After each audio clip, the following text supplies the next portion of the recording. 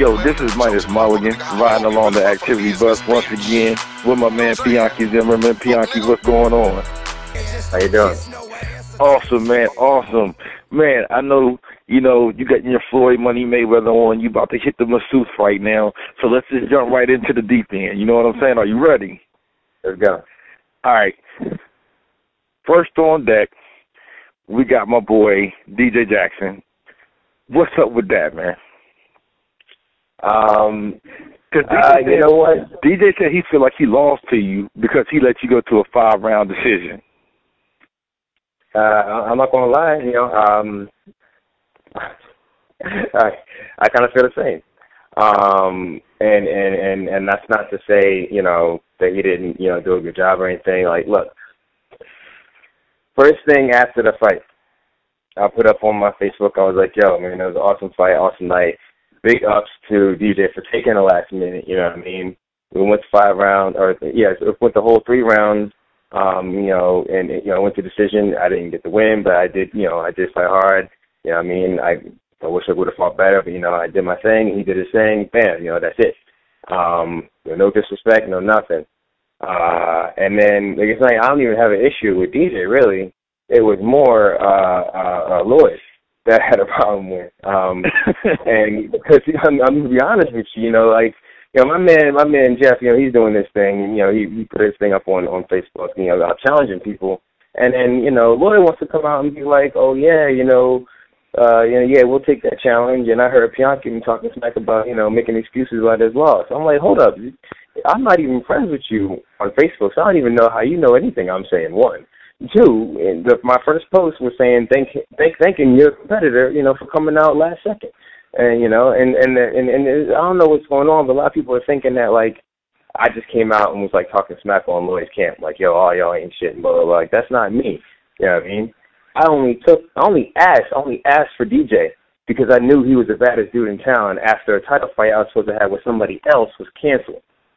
So I figured that out. It was a title fight for 155. And I heard y'all interview, and DJ was complaining about the 170 title. We weren't fighting for 170 title. We were fighting for 155 title. It just so happened that the other guy had dropped out. Maybe he was scared of me. Maybe something happened to his family. I don't know. But he dropped out of a big title fight last minute, so I needed somebody to fight. And we couldn't find anybody, so I said, yo, ask DJ Jackson from Lloyd's camp, because I know Lloyd's camp will probably come and take the fight, because I gave them that much respect. Hey, here's the thing, real quick again. I know you're really super busy, but DJ says somebody in your camp ought to tell you that you're not ready for him. You know what I'm saying? Look, hold up, and if I gotta play devil's advocate, go ahead. If I gotta play devil's advocate, do you think that you're ready for somebody on DJ's level? Because he is reigning supreme right now. He's probably the top 155 and 170 amateur fighter out there. I'm gonna say this. After fighting him, one, I disagree with you. Okay. And respectfully, of course. Let me tell you why I disagree. There's a lot of fighters with a lot of different skills. And sometimes, like I said, styles. People say it all the time. Styles make fights. Certain situations outside that can be a factor. All that other stuff said. When I fought DJ, yeah, it was probably the hardest fight I ever had. However, at no point did I feel threatened. And me personally, as a fighter, as a warrior, when I do this stuff, I don't do this for point sparring. Right. That's not what I do. I don't like point fighting. That's why I stopped doing it. I had this one competition where it was like a swim karate joint. I went out there. There was a money prize. I was like, all right, cool, I do martial arts. Let me go and whoop some caps up. And the guy who beat me was the guy who ended up winning the whole championship. But, wow. He got me with some little sissy, and I don't mean sissy to disrespect it, but, as a fighter, I'm going in. He does a technique that's completely ineffective, but it calls a point as I'm about to take my step to hit him with something that's really devastating. Okay. So the one time I did make a hit on the guy, the noise from my punch to his face was so loud it echoed the entire stadium. Full people, but everybody heard it. So for me, I'm thinking as a fighter, when I go out there and I do something, I don't go to play the point game. I tag you more times than me. I held you down longer. I want you to look, are you going to finish the fight or what? And that's just me personally. That's just me personally is what I like to do. Right. So when I see DJ and, you know, people saying like, you know, he's like, you know, so good, it's like, yo, he's a black belt world champion. He better be good. He better be good. You know what I'm saying? Like I even, and to be honest, I didn't like avoid him, but I wanted to get my jiu-jitsu skills up before I fought him because I respect that title. You know what I mean? I respect the fact that you're a black belt world champion winning in big events. You're not some slouch. You know what I mean? Like, and I know Lloyd's camp has got a lot of good BJJ people, so they said I had nothing but respect, you know, for what they had. So when I took him on, I was like, look, I might as well go big or go home. But here's the thing, right? No, I understand that concept, right? No, rumor is you're going to go pro here soon, right? Yeah. Now, you've had 2 big-time fights against 2 big-time amateurs, and you lost. DJ being one and Rob being the other. Do you still feel like you're ready to go pro at this point, or are you going to have a couple more fights before you decide to go pro? Because at that level, I don't need anybody else to validate me. I'm going to tell you that right now. I don't need anybody else to validate me. I know what I'm capable of.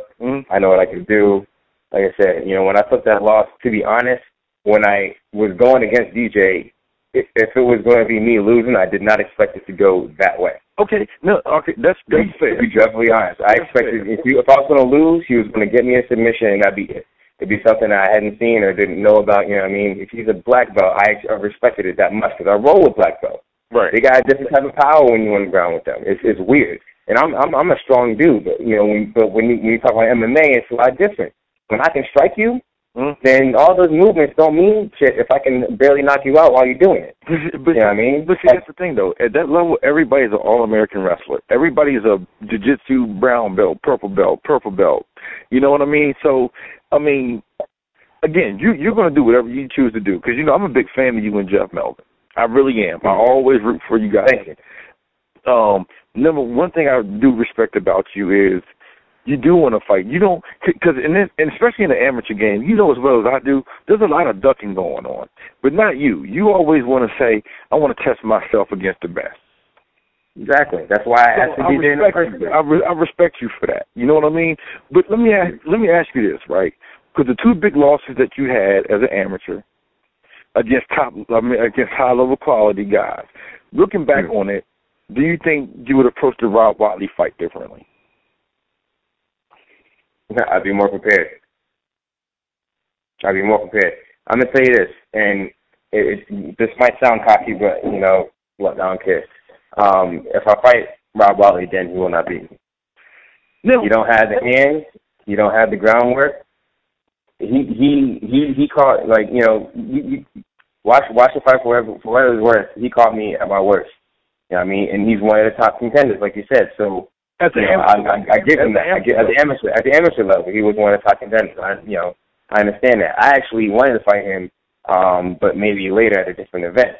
You know what I mean? The whole reason why I ended up fighting him anyway was because one of my knucklehead friends had told people that I wanted to do it, and I was actually planning for a fight that was a couple weeks later, you know, in a different venue. Right. So I'm sitting here, I'm online, all of a sudden I see a notification pop up, you know, that I'm tagging somebody's picture, and there's my face with somebody's posted talking about, you know, I'm going to fight Rob. I'm like, what? I didn't know. Who did I talk to about this? And I remember talking to my friend, but I was like, yo, nobody from that organization talked to me personally. Nobody talked to my coach. So, that was the last minute fight for me, but whatever, I took it, and I made some decisions that weren't as wise, and I learned from that. You know what I mean? And then after that, I went against DJ Jackson, who's the best grappler in the area, if not at the amateur level in the East Coast. You know what I mean? So, I don't feel bad about taking a loss from Rob and then taking a loss from DJ, because I learned exponentially from both fights. Right. And I went from somebody who, and even though Rob's good, I would still rank him, and there's no disrespect to him, but because I know what his skill set is, he's one of the lower tier amateurs in the area. You know what I mean? And I think we saw that when he went against Tony. And so him being, I took a loss from a low tier and I went straight to the top tier that I wasn't even planning on fighting until maybe I got to professional level. But because there was nobody around, I wasn't going to I was just going to cancel and bow out. You know what I mean? I want to fight. Right. You know, I'm saying, like, this is what I do, you know. So look, if you're super strong, good, let's do it. You know what I mean? I'm gonna go and look. If I took my lick, cool. I took my lick. It's amateur level. You know what I mean? Yeah. When it's pro, it's a little bit more complicated than that. Now, I'm gonna still have a similar mentality about it, you know. But we want to be fighting for money. So I'm gonna be fighting for the finish, you know, 10 times more. Because honestly, you know what I'm saying? Like you say, you know, you wasn't ready to fight Rob. DJ was like a last minute thing. You know what I'm saying? Look. I'm a 3% guy myself. You know what I'm saying? Like, that's why I feel like fighters always got to stay ready. Because if you stay ready, you don't have to get ready. You know what I mean? So is that... No, entirely. No, you know, but, you know, even DJ said, because I listened to your interview with him, even DJ was like, you know, I wasn't even training for Piankhi. Like, you know, I wasn't training for DJ. I was training for a striker who was taller than me. Right. You know what I mean? So my whole setup was different. Last minute, I had nobody else to go against, and I had to get the complete opposite of what I have been training for. All right. So I'm not gonna use that as an excuse, but I'm just gonna say, you know, that plays a factor as to what I'm doing, and I still ask for it. I asked for it, so it's not like I'm not ducking nothing. I'm not afraid of nobody. I'm like, look, this is what I got. We're gonna do it. I'm gonna see how good I can do. So you're going pro now, right? You know what I'm saying? So who do you got your sights on? Well, shoot, you know what? I might want to fight DJ again, to be honest, at one more amateur, just because, like I said, after every fight, I get stronger, smarter, get wiser. I think he asked for you at the end. I think he asked. Yeah, he did, and they wanted to fight sooner. They wanted to fight sooner, and I think I know why.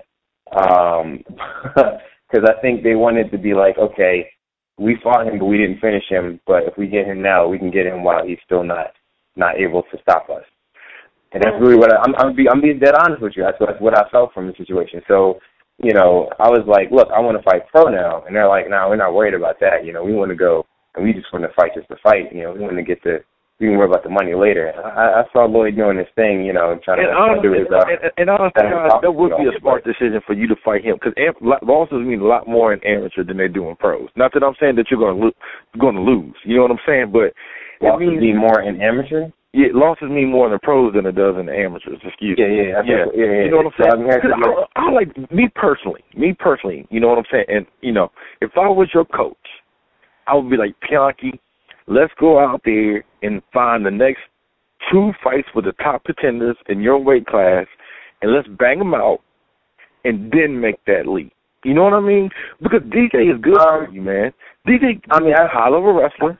I've had a lot of fights. You know, I'm ready to go to the next level. I've had 11 amateur fights. You know what I mean? That is a lot. Some official, some non-official. That's what I'm saying. Like, I'm not a slouch.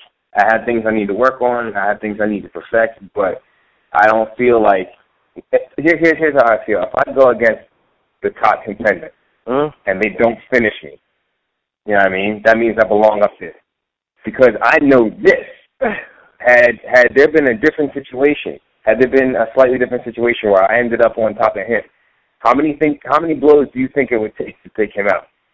But see, that's a lot of what ifs. You know what I'm saying? And but that's a sport though. You know what I mean? It is a lot of what ifs, and that's why I want to go and make sure it becomes an actual. Okay, you know what I mean? I'm not saying this guy is a world champion jiu-jitsu player, high level wrestler, right? You don't get to be a BJJ black belt champion without some kind of guard. You know what I'm saying? Like for you to say if I was on top, you know, how many, the guy has a guard, I'm sure.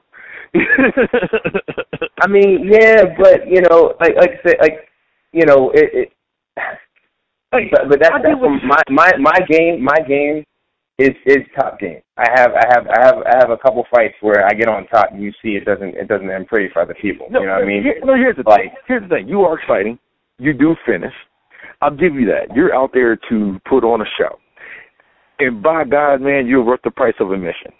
I will give you that. I will pay $40 day in, day out to see you fight. Thank you. You know what I'm saying? You're worth that. But your ideology of what you're saying about the whole DJ Jackson strategy, I'm just not buying it. Because you're saying that somebody doesn't finish you, that means you have a chance. But DJ dominated that whole fight. You know what I'm saying? And you know what? Right after that fight, right after that fight, as I stood there, I knew my hand wasn't going to be raised because I was sat on all the time. You know what I mean? I knew in my heart of hearts this will never happen again. Right. Right. I'm just telling you from hey, what I was feeling. I was like, look, hey, man. I know what happened. I know what I went through. I know what I'm going to train for. This will never happen again.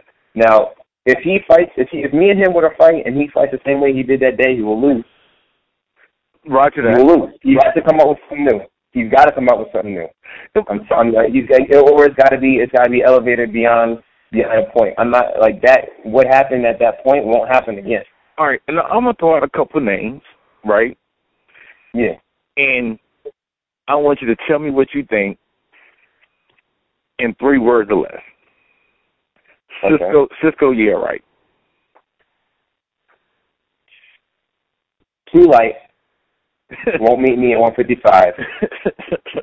and to be honest, I think you don't really want to meet it with me. I mean, I don't know. Who else I'm going to say? He talks a big game. A lot of people talk a big game. I'm just not sure because I asked him for 155 and he's like, meet me at 150. I don't think you understand.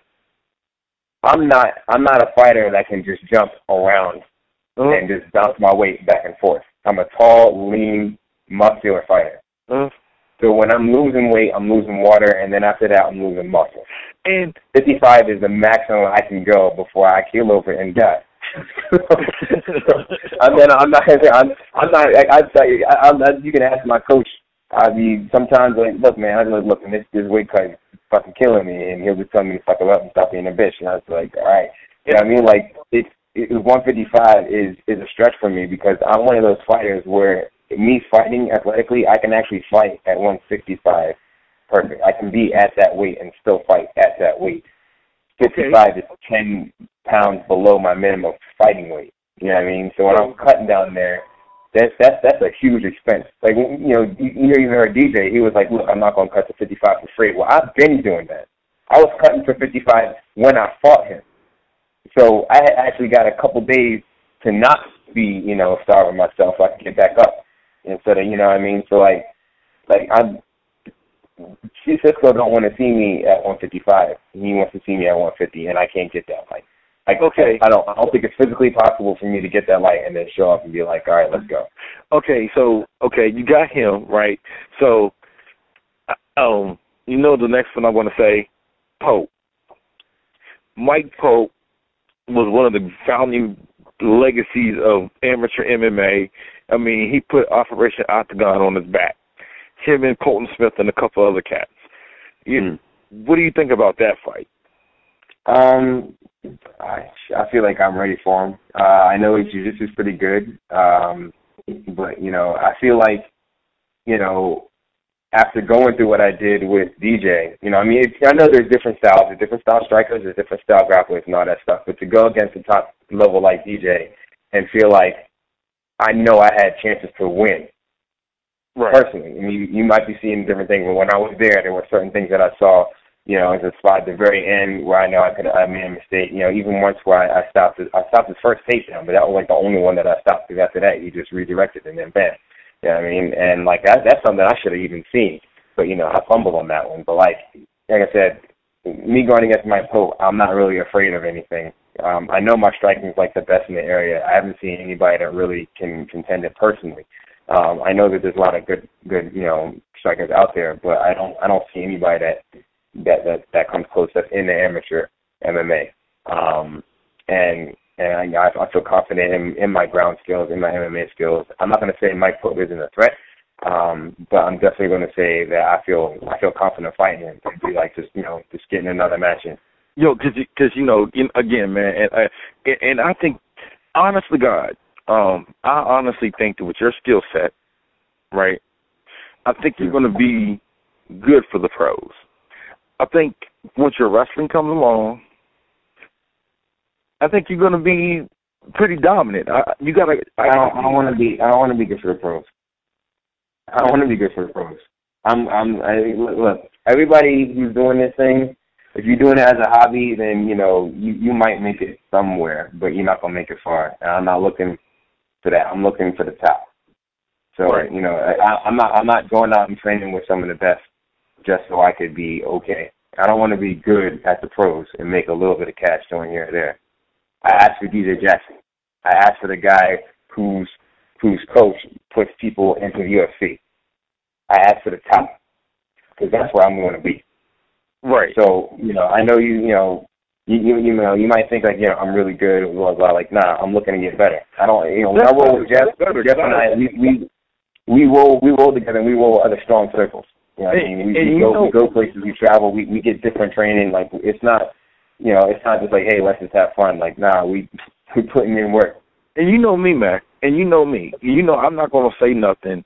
I'm not going to sugarcoat nothing, and I'll be honest with somebody. You know what I mean? I'll be honest with you. And I really think you're going to have a good run in the pros.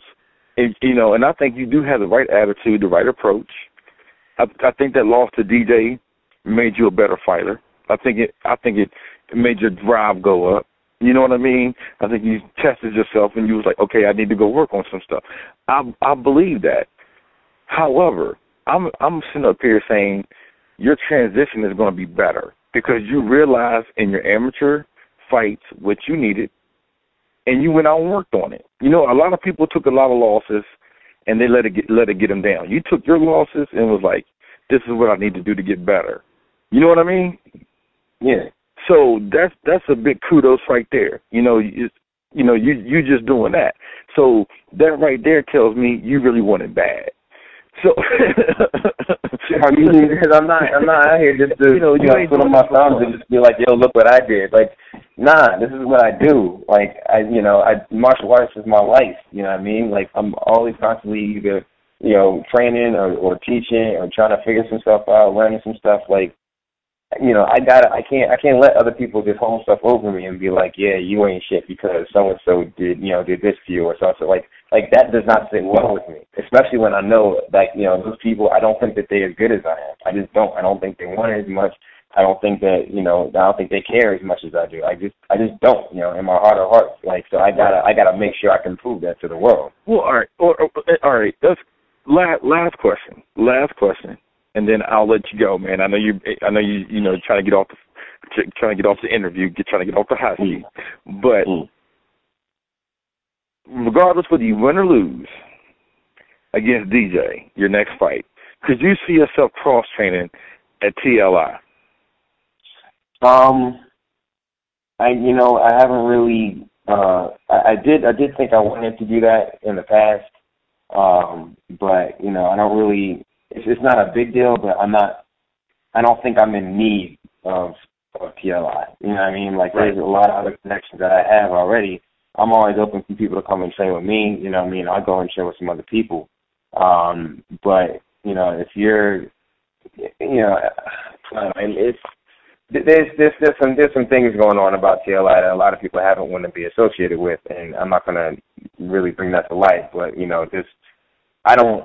I don't need any kind of drama in my life personally. I just know I'm all about the martial arts, getting the training and doing what it do. So, as I said, I go train with other people. I ask you if I'm training with me. I go to, I went to go train at Joe Lozar's place, out in Massachusetts. You know what I mean? Like, I have my connects far and wide and even in local spots. So I don't need anybody else's tag me on. I got my network going, and I'm growing my own network. That's true, because I think, you even said I could come out there and train with you guys before. You know what I'm saying? So it's pretty cool that you guys got that open door policy as well, as long as people are really dedicated into training and getting better. I know I said that was the last question. I kind of forgot something. No, go ahead. Jeff Melvin, Peter Pettis, who do you got? Man, these cats.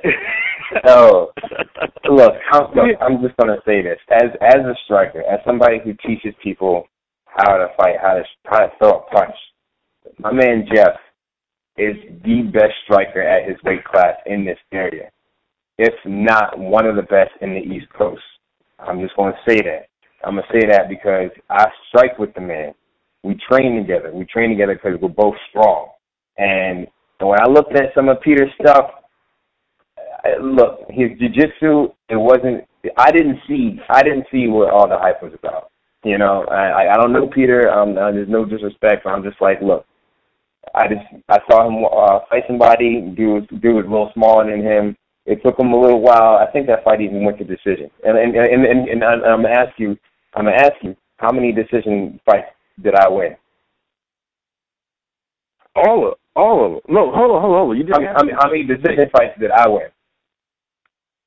I don't think you had any decision fights. I didn't win any decision fights because all my winning came by finish. I either knocked him out or I tapped him out, or it was a technical. And Jeff is fights the same way. He's had like only a couple of decision wins. One of them was like his second MMA fight. And no, I think it was his first MMA fight was like a decision. And then like the other one was like a kickboxing joint somewhere else. But for, you know, I mean, like when he goes up there, Jeff finishes people. He knocks him out. He hits hard. And most of the people that he goes up against are bigger than him. I heard my thing is, take down the fence. I heard Jeff had we could take down the fence. You heard right. He had better takedown defense than I did. Okay. That's what said past tense. Okay. All right. Because you know, I love the nappy ninjas. Hey man, thank you. You know, I love y'all. I love the nappy ninjas, man. But I'm telling you right now, I'm not saying Jeff Melvin is going to win or lose, but I am going to say this. I think he's definitely behind the eight ball. I think he's like not the favorite to win, and it's going to be a war.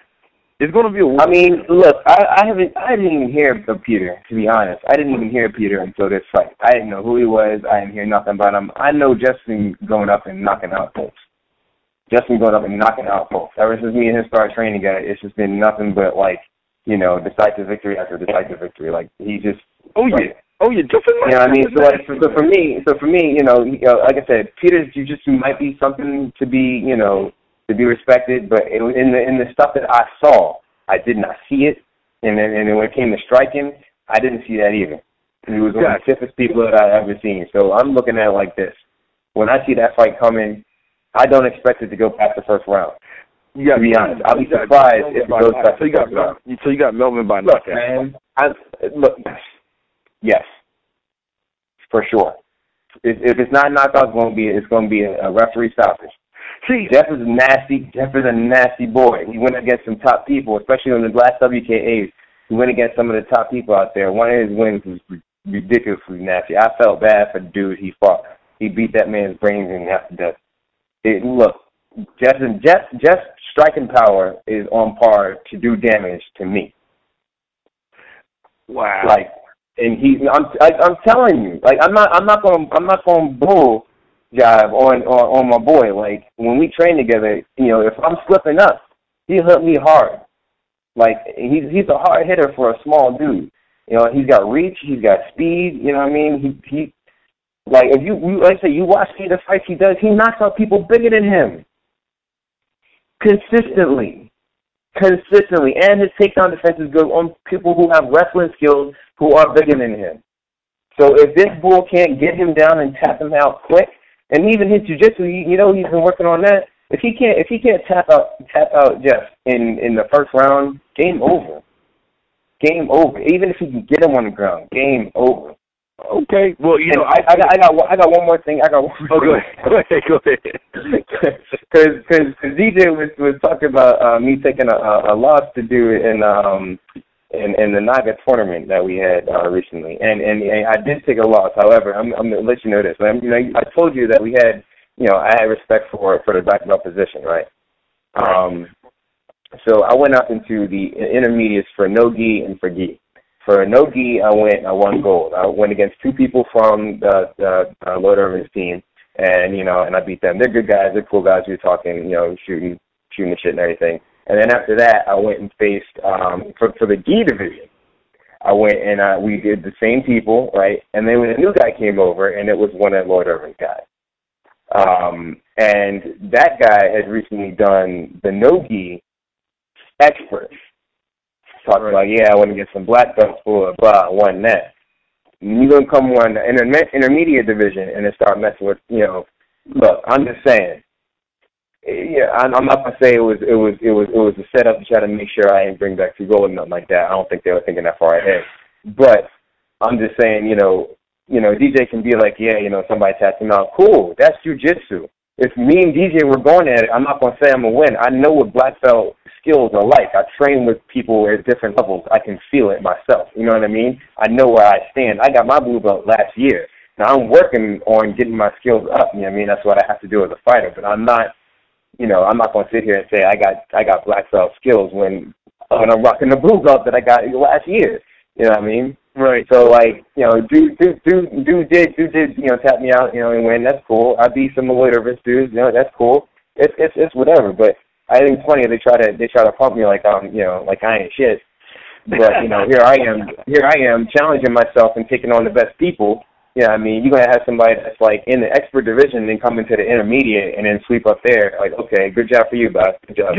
Yeah, I don't. That's like me going to an amateur striking event where people, who only been doing it a couple of years and then wiping them out. That don't make me look cool. I don't think that they're thinking that you're not shit. I think it's. Now, look, man. There's a lot of things you said, and there hasn't been too much respect. I'm gonna say that right now. Here's the thing. I think they kind of look at you like, you good for like high school level. We're on a pro level when it comes to grappling. You know what I'm saying? I think they're looking at. I never said that I was on that level with the pro, which is why I wanted to have my jiu-jitsu skills straight before I even saw DJ. But after fighting him recently, I'm just like, look, man, if I fight him again, I'm gonna win. I knew that. That's what I saw. Yeah, and you know what I'm saying? I don't think they're just saying you're not a good fighter. I just think he's like you. You're just not going to beat him. And I think he's like, I think he's pretty much looking at it like, Piankhi can beat anybody he wants. He's just not going to beat me. And you both have the same attitude as each other. So I think it's just kind of like one of those type of things where it's like both of you guys have the same nobody can beat me attitude. And that's just the competitive nature in both of you guys. That's the nature that winners have. Exactly. Like, look. Like I said, look. If that's like, but don't go and talk about he wants to go and fight me, but he just got tapped out by my boy. Look, man, I wouldn't have you go against I wouldn't be like, one of my strikers went and beat you up in a match for you try and do some Muay Thai or whatever. Like what good does that do? The MMA is different. You know what I mean? MMA is both worlds combined. And to be honest, like I said, like I don't like that point mess. Like I feel like that's what he did. Now he wanted to fight fair and square, but he sat on me and he threw bitch punches. He threw like 50 of them joints, and I woke up. I got up from that fight like, man, I feel fine. You know what I mean? I don't even really have any lumps on my head or nothing. How are you going to hit me like 50 times? How many times did I hit him to get a cut on his head? How many? Winning. I hit him once. No, but I'm saying, no. Winning is winning. I already gave him. I give him that. Mm-hmm. But personally, I don't like strike fighting. I don't like when GSD goes up there and it goes for points and he just doesn't finish it. That's annoying to me. I don't like it when strikers do it because they do the same thing. They'll come in and do a little tagging. I got my points. I'm gonna sit back and then avoid the whole time. Come in and get my points and then leave. I'm not for that. I'm a fighter. Let's fight. But that's my thing. She's like, look, I was in a fight. Like, I was in a street fight one time. This guy punched me and almost buckled my legs. I turned around and beat the living crap out of this dude. All he talked about, man, I stole the hell out of you. Man, you got one good punch in, and then I'm off the floor with you. You can't brag about the one punch. But did you finish it, though? Did you finish it, though? Yeah, they pulled me off. All right, now that's what I'm saying. But that's the whole point. I'm not contending. I'm not contending his win. I'm not contending his skill. I'm not contending nothing. I'm telling you how I personally feel about fighting. I don't like it when people play the point game because I think that is disrespectful to the other fighter. Personally, that has nothing to do with the rules. You know, if the rules were different and there wasn't no time limits and we just keep going, I know who would win that fight. But that's not what we're doing. We're not playing that sport. If there was a sport where it was like that, if that could be sanctioned, I'd be the first one up in there. But that's not how we do things. So I took that law. I'm fine with that. I didn't beat him in the time that was allotted to me. I didn't finish him, and that made me even more upset. You know what I mean? But I was glad that he didn't finish me, knowing he came from a skill set that he was able to be dominant in. You know what I mean? Right. Like, I've been in that situation before where somebody was doing that, but they were stalling like shit. You know, and I'm not gonna say DJ wasn't stalling, but you know, the referee called it up. He's like, "Come on, y'all gotta be active." He called it up. I went and I stole the guy, knocked him out, done. Even though the fight was one-sided, you know, you still think, I don't know, man. I'm lost. I'm lost. Look. It was one-sided in that factor, but my thing is, I don't think that's going to happen again. I don't think that it was so far away from me that I couldn't come back in, because I feel like, you know, that was the one skill I didn't have. Now that I've worked on it, that's not going to be a repeat, and it's not like that's the only thing I've worked on. You know what I mean? You get better as a fighter, period. So I'm thinking. You know, like I said, it was one side with him on the ground. But he's a black belt jiu-jitsu guy. He gets you on the ground, and that's it. And he's got some wrestling skills. Help me, brother. Like, help me, brother. Because here's my thing. His takedowns weren't that good. And when I went back and watched it, look, let me finish. When I went back and watched it, and now I'm not the only one that has said this, but it was like, it was sloppy takedowns. I've actually defended ones that had been better than that. You know what I mean? So like, that's just me personally. You say I'm making excuses. I don't care. I'm just saying what I saw.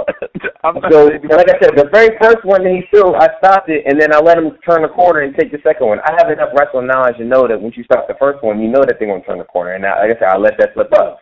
I was wanting to fight the dude, and I was wanting to have, like a real fight, and he wanted to sit on. And the whole game plan was sit on him and brought it out. I wasn't ready. But like I said, now that I know that and I have been through that, he doesn't have any striking game on me. His submission game better be up to point, because he wasn't able to submit me during that whole time. You know what I mean? Like, if he would have submitted me second round, first round, maybe even the third round, I'd be like, all right, man, you got it. I still would want to fight him, but I just be able to give him all the kudos because he took me out. You know what I mean?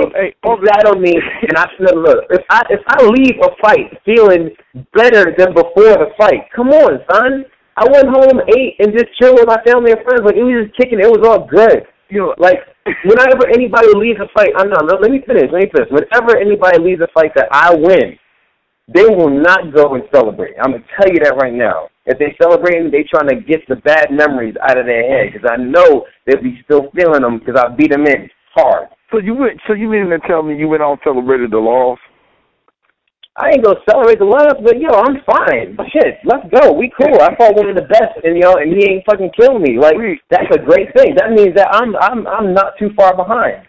You know what I mean? That's the way I look at it. See, you know what? And I'm glad you see it that way, right? Because, beauty and positivity is an object of the beholder.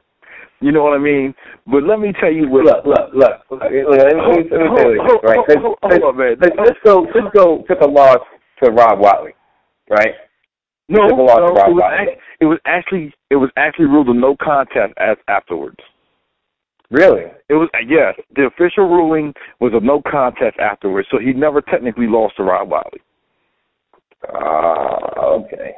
See, so that Cisco, I know he's going to listen to this, and he actually checked me on that, and he's right. I checked with BCSS, which is a great section in body, by the way, and they ruled that as a no contest. So, therefore, he technically didn't lose to Rob Watley.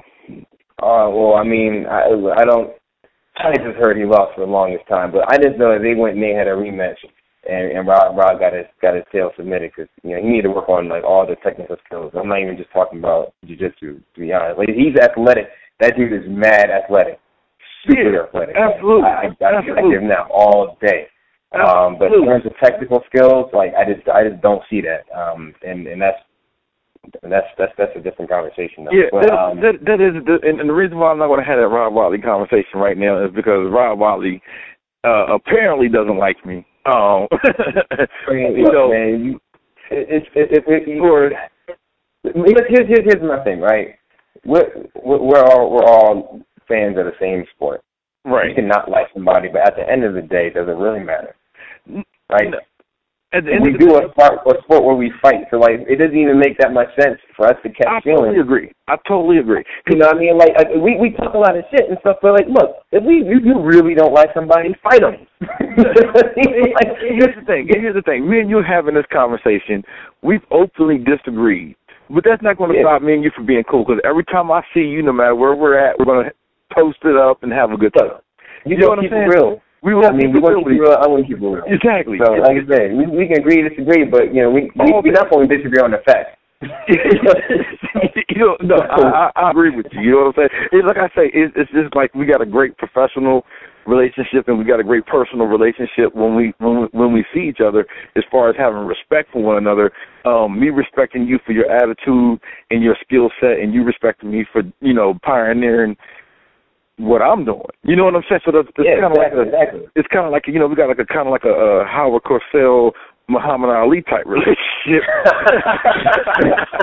That's the best compliment you could ever give me. No, we don't got the Floyd Mayweather. What's the Larry Merchant relationship? That guy, he's got some issues, man. Yeah, you know what I'm saying? So, look, man, it was nice talking to you, man. It was nice disagreeing with you on a lot of issues, man. You know what I'm saying? And I thank you for coming along, riding with the activity bus, man. Hey, man, that's just great. Hey, look, we may disagree. It just gives me that much more fire to prove you wrong. That's all. All right. I tell you what we're gonna do. 50 push-ups. I got Peter winning. All right. 50. You got Peter winning. I got Peter winning against Melvin. Damn. Nah, you must know something I don't. Yeah, go ahead. Let's have a little fun with this. 50 push-ups, man. I can't even do 50 push-ups right now. I'm 40 pounds overweight. All right. 50 push-ups. Hold on. But what we're going to do make sure you're doing too. We're going to have 50 I'm a personal trainer. I'm going to make sure you're doing. Hey, we're going to have 50 push-ups on command. That means wherever I see you, it could be an event 2 months from now. And I can say, Piankhi, drop and give me 20. And you got to do it on command. All right. All right, that's cool. Yeah, I got you. Yeah, I got you. So 50 on command push-up. Yeah. All right, that's what's up, man. Hey, man. Yeah. Hey, enjoy your massage, man. We'll do it. All right, man. I'll stay in touch, man. All right, later.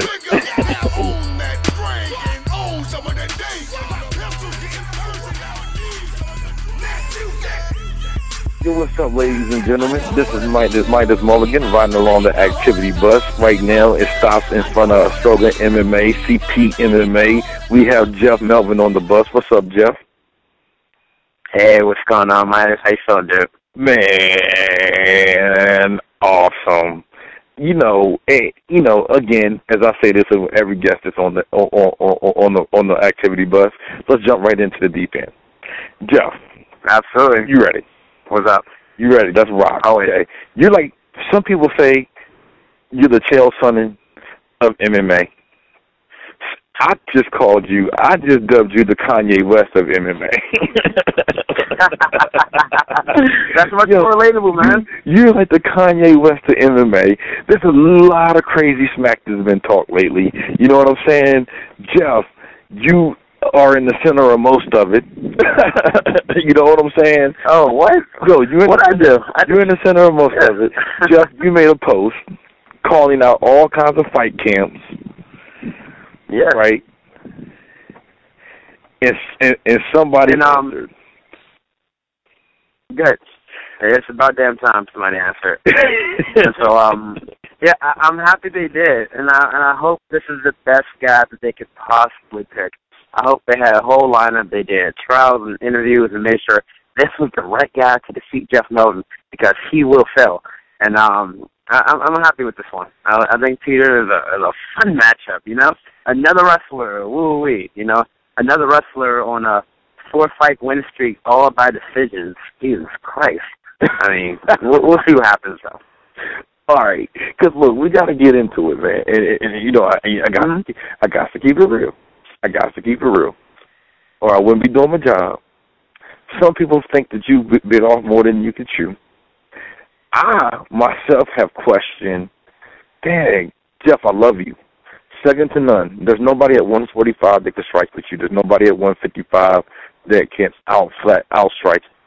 But we were just wondering, did you take a bite out of an apple, a sour apple here? You know, you went out and called TLI, right? The #1 fight school on the East Coast, a great coaching staff. You know what I mean? You went to the big dog in the yard and smacked him in the face. Is that what I did? That's not a good way to put it. Good. Verbally smacked him in the face. Yeah. And the reason I did that is because I'm looking to fight. I mean, I'm not out here to fight scrubs. You know, when I'm at different promotions, when I'm out here looking for other fights, I mean, I'll go up to the promoters of certain promotions. You know, I'll say, hey, man, I'll look for a matchmaker and say, hey, who's your best guy at 145? I've done it before. And I'll look around and I'll try to find out who's the guy that's, you know, making waves. And all I see is that some guy who can't strike, and it's always some bum who's trying to wrestle. But, you know, I want the best, man. I'm not out here to waste my time. You know, I'm 22 years young. I got a lot ahead of me, and this is something that's got to be done to expedite things. So I'm very happy to make this step. You know, and you're like, yo, and you know what? And everybody, and here's the thing, though, man, and this is what I'll give you credit for, and no disrespect to TLI, but I think a lot of people are afraid to even call them out. You know what I mean? So I think they're like, oh, TLI, they're afraid before the fight even starts. And at least you're not afraid. At least you welcome the challenge. So that's like half the battle right there. Absolutely. You know. Yeah, there's what's there to be afraid of, you know? If we're all in this thing to fight, then let's fight, you know? I mean, it's like, you know, it's easy to understand. I mean, we're out here to make it happen, so we'll see. You know, and here, it's going to be hell August 23rd. It's going to be hell, buddy. I'm not going to lie, man. You know, a lot of people listening and a lot of people that don't know, this is beyond like fighting. This is for bragging rights. This is for pride. You know, this is for supremacy, man. Supremacy. Yo, this is some highlighter, dude. There can only be one. And I told DJ that. I told DJ that. I told DJ Jackson. I said, man, it's like a fight for supremacy in the DMV right now. You know what I mean? You know, somebody wants to be the king of that 155, 170, 145. It's like all you guys are like battling for that. And he's like, there is no supremacy. TLI is the best. And you know what? TLI is the best. You know what I mean? Not because I say absolutely. So, not because I say so. Just count up the medals. Just count up the fighters. Just count up the coaches. Just or whatever. You know, but it's like then you have Jeff, Melvin. It's like the Vietnam War. It's like you have little Vietnam versus the big United States. Yeah. Are you gonna? And the second. And you know, I know that goes down. The second U.S. starts pull out. That's when I'm gonna make my step, you know. The second that he realized that he's in the cage with the fucking lion, that his little guppy tactics aren't going to cut it, he's going to start to back off. And that's when I'm going to swing in and, you know, finish it. You know, and here's the thing, man, because everybody thinks that Peter can end you at any point in time in this fight. That's funny. Yeah. That's funny. And I was like, you know, because there's so many guys that they can snatch up against you, you know what I mean, and Piankhi and that type of thing, you know what I'm saying? And I'm just like, you got to strike the king, you got to kill him, man. That's what Machiavelli says, man. And I think, you know, you got to have an all-around game to go at TLI. You can't be lacking in one thing. Because, no, of course not. Because they have somebody who's supreme in everything. You know, so are you that confident in your jiu-jitsu, in your wrestling? Man, I am slick. I've been called slick since I was a child. I've been called slick since it's slick, man. I'm telling you. This has nothing to do with how good he is. This has everything to do with how good I become to bring the storm. My striking cannot be touched. My hips, dude, I'll be honest with you, man. People like to doubt yoga. I've been working on my balance, my core, everything that it takes to get hips down. I've been wrestling with, like, the best wrestling guys I could possibly find. I've been doing competition after competition. Jiu-jitsu is fun for me. We can do the damn thing. At any point in this fight, I'm going to feel good. I'm ready to work from wherever. It's not going to be a point in this fight where I feel as though, oh, my God, it's TLI. They're crushing me with their awesome foot-toe hold submission moves. It's nothing to be afraid of when you train for it, you know? I mean, I've done the drills. I've done the conditioning. We're there for it. Here's the thing, you know, Jeff. You said the same thing about Kevin Chung, right? Mm-hmm. You made a Facebook post saying, I'm going to send Kevin Chung home crying to mama. You know what I mean? And you lost. Yeah. And you lost. You know what I'm saying? And a lot of people didn't think I lost that fight. Everybody loses. Everybody, you know, you fight long enough, you're going to lose. You know what I'm saying?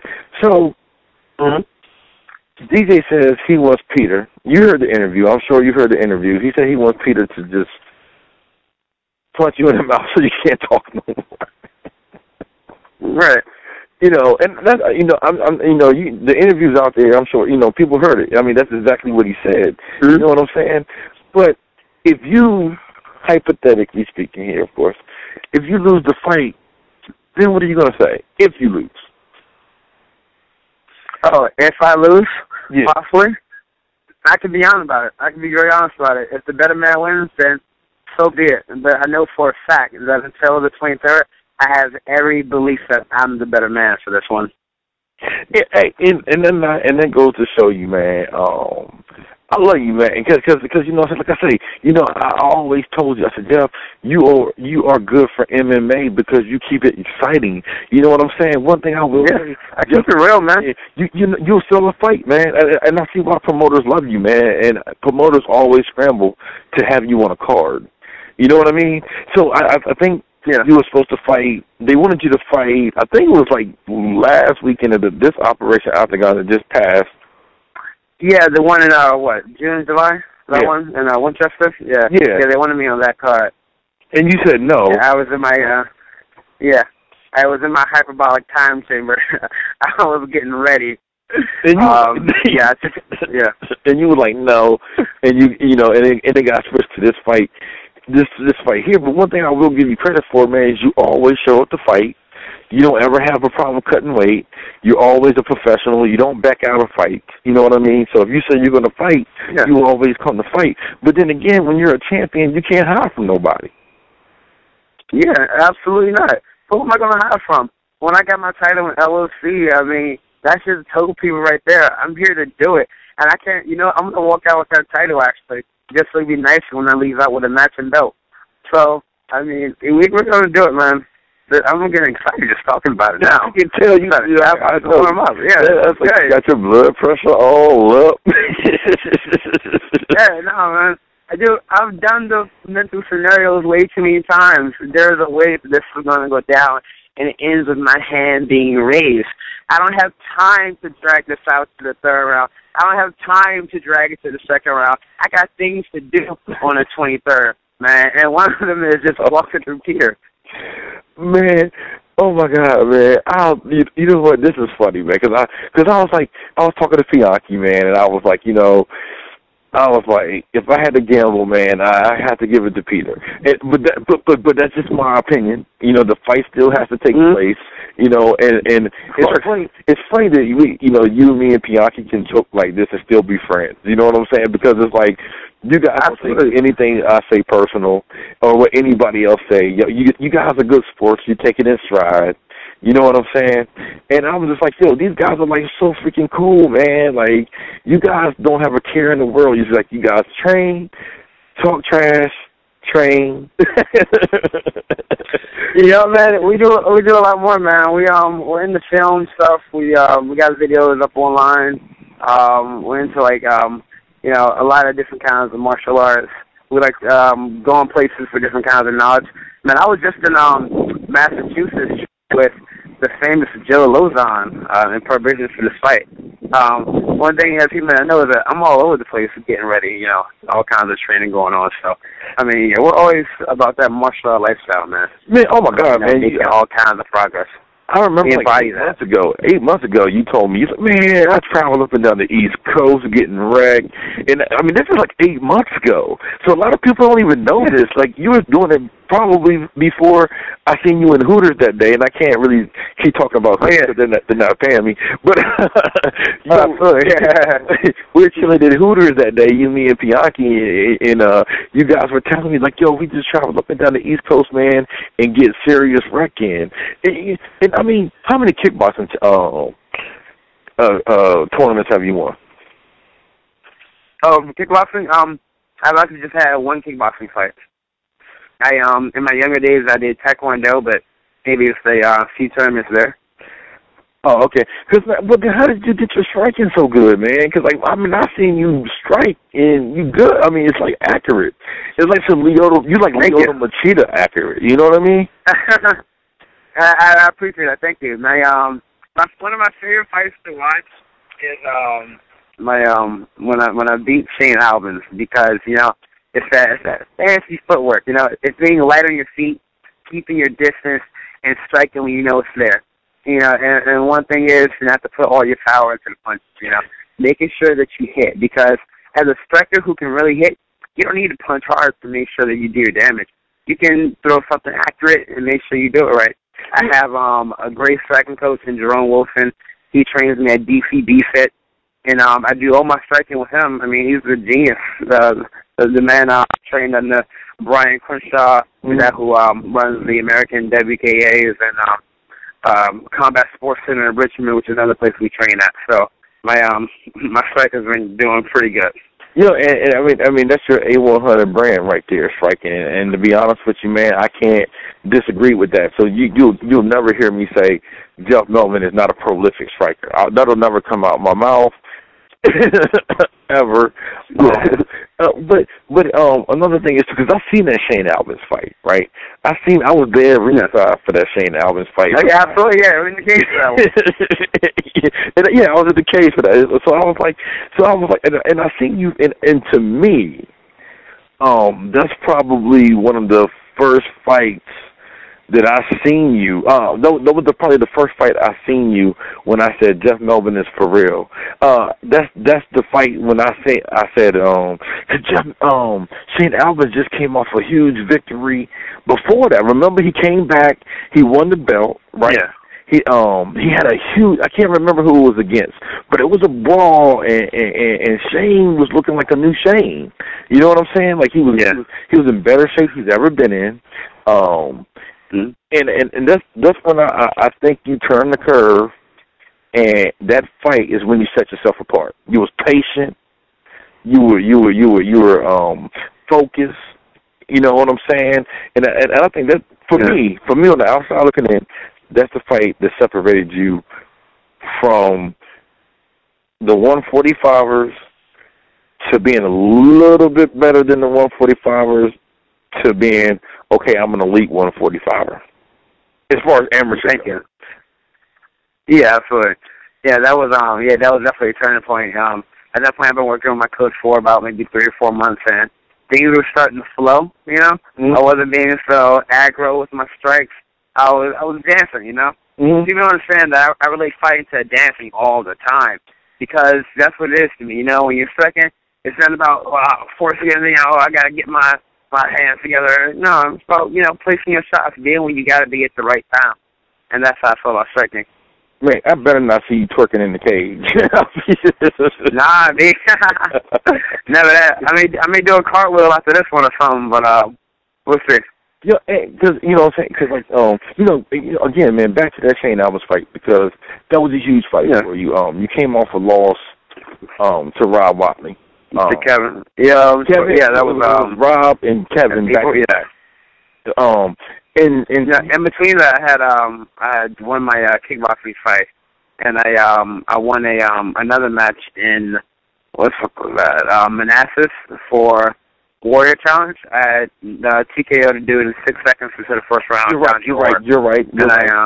You're absolutely and then right. I beat I had the 3-round kickboxing fight with this guy Trevor Raven, who's a training partner right now, and that was back in June 2013. Yeah, so you're right. Yeah, I got those 2 back-to-back wins. You did, which is huge, and I take that back because I did see that knockout. I think it's gotten like 700 views now. I'm trying to tell you, 20 of them was probably for me because I was like, damn. But I was like, you know, I had to keep rewinding it, right? You know what I'm saying? I'm like, yo. Yeah. I was like, yeah. So, but people all they see is like 6 seconds of movement and the body drop. They're like, what happened? I'm like, hey, you got a slow motion that thing. That's what I said too. I was like, oh. I was like, come on, Melvin. You know what I'm saying? Like, come on, man. You know, stall us out. And that was chin to chin, dude. That was chin to chin. Like, I put people away, and that's one thing that really blows my mind when people are all about Peter. I think they're all about for his school, and they just like associate a win because of the name, but they haven't put in the legwork. They haven't done their proper research on the great Hefe to see that. All I do is put people away, you know? Well, 5 friggin' TKOs and knockouts. I mean, I do it. And so, I mean, we'll see. That's true. And I will say, you know what? And I will say this, Jeff, man, and it's probably rude for me and a lot of people to say, man, we think Jeff is going to lose. Because, seriously, you're right. You can put somebody to sleep at the blink of an eye, man. I mean, literally, at the blink of an eye, somebody can be knocked out.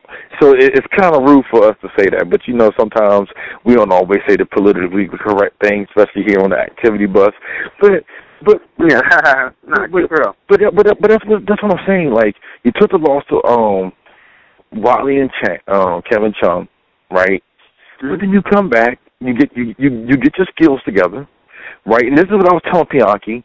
I told Piankhi the same thing. I said, you know, after the DJ loss, I feel like you was a better fighter because you was like, okay, this is what I need to work on, and you go work on it. Just like, you know, after your losses, you came back, and you beat a game Shane Albans, man. Yeah. I mean, Shane was game. And that's so good, too. And Shane was another one of those, like, bigger, stronger dudes, too. Yeah, he was a bigger, stronger guy, you know, who tried to bully you. You know what I mean? He was like, you know, I'm coming here and bully this guy. You know what I'm saying? And I'm anti-bullying, yo. Like I picked up. Bully beat down. Yeah, nah, man, he took me back to my 5th grade years, man. I was like, nah, man, we going at it today, Mr. Bully. So, yeah. Nah, man. And you pull off a good win over him, man. You take the strap, man. And I was like, first round TKO. Yeah, and I was like, yo, Jeff Melvin is here to stay. You know what I'm saying? So big shout out to that. You know what I'm saying? Congratulations on that. You know what I'm saying? And again, man, I don't want you to think that I'm hating on you. That makes you think you're about to hate on me. I'm prepared now, though. Yo, hey, man, you know, again, man, it's the fight game, man. Everybody has an opinion. It don't mean anything. Because on paper, man, that's what makes it good. You know, on paper, you know, everybody says somebody's supposed to win, but that's why you still got to fight, right? Absolutely. You know, so again, before I let you go, I want to say thank you. But of course, not looking too far ahead. What's next for Jeff Melvin, man? I mean, besides Peter, you got coming up on the August 23rd. Who else do you want to fight? Oh, that's a beautiful question. As soon as I walked through Peter the Black Lawn, I was gonna go ahead and call out somebody for my LOC title shot. I mean, I already have the title, so I'm looking to defend it. You know, it's been a little while. I took some time off. Hone the skills, sharpen the sword, but now I'm ready to come back after for the defending LLC because that was my old stomping ground, and I felt very good there. So I'm gonna come back, defend both titles, and I'll go pro when Coach tells me to, and I'm just gonna keep the streak alive. See, that's not what I asked you, Jeff.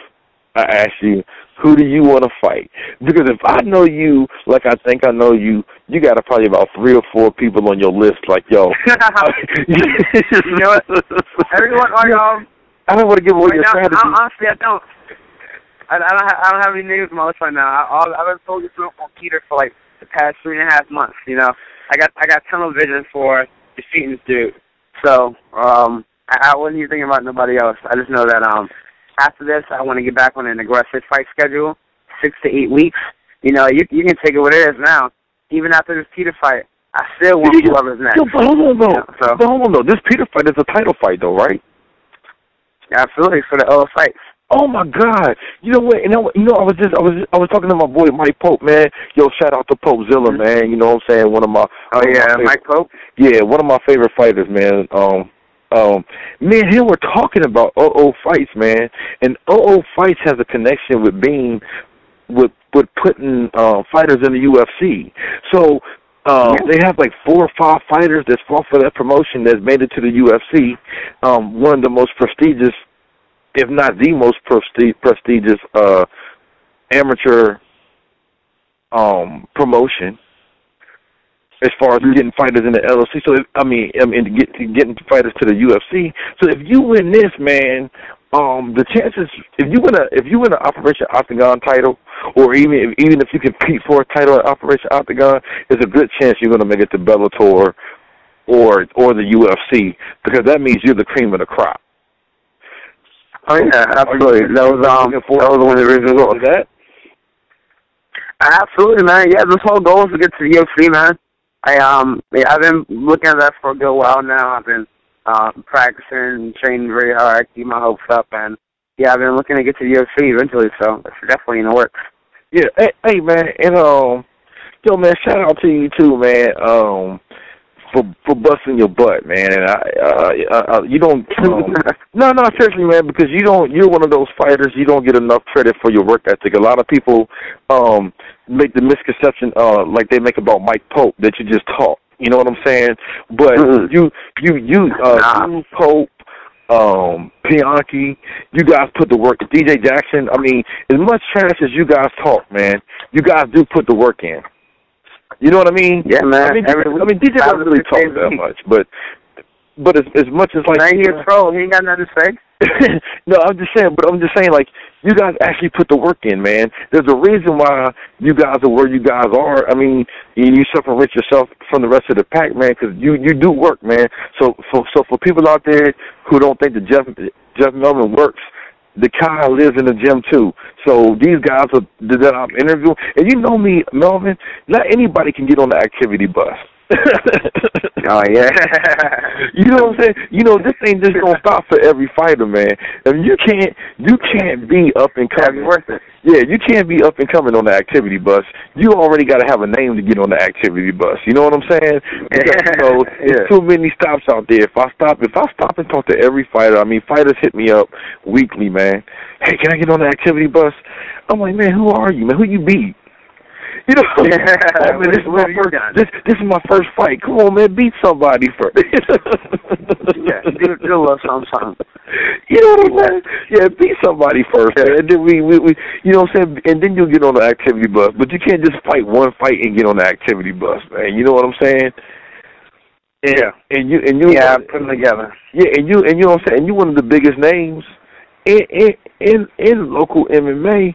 As far as amateur goes, it's going to be a bidding war for you when you go pro. When you go pro, there's going to be Shogun, Glory Fights, CFFC. I mean, these guys are going to be throwing contracts at you, man. Are you ready for that? I welcome them. Out there. You will not have a problem finding employment as a pro. You know, I will promise you that, you know what I'm saying? Because they're going to look at your amateur. They're going to look at your amateur career. Gainfully employed. You're definitely gainfully employed, and if you need somebody to help you count that money, you know, hey, I got you. You know, extra hand. Yeah, you know what I'm saying? I can add it. You know, I can add. You know what I'm saying? That's one thing I can do. You know, I can add absolutely. So, man, I want to say thank you. Is there anybody you want to give a shout out to, man? Of course, man. Let's see. Jerome Wilson, DCB Set, Toro, Mike Brooks, all you guys. Steve MMA, Josh. Thank you guys for all your hard work. Shout out to all my gyms on the East Coast. Keep it real. It's always there training with all people. my gyms. And absolutely, man. My gyms. Yeah, man, we do it. I thank everybody who's putting the time and I'll see you in the cage. Oh man, and for you guys listening, August 23rd, DC Convention Center, which is huge, right? I never seen a. Oh yeah, absolutely, man. Dude, it's still massive, man. So I heard it's almost sold out. So by the time if you don't got a ticket, go get a ticket now, because I guarantee it's going to be sold out. You know, DC Convention Center, they doing it big over there. Jeff, it's been real. You know, I got nothing but love for you, man, and I appreciate the love. You coming on the activity bus, but we gotta drop you off, and I know you're tired. You know what I'm saying? So, and good luck to you, man. You're welcome, man. Thanks a lot. Yeah. Have a good night. All right, later.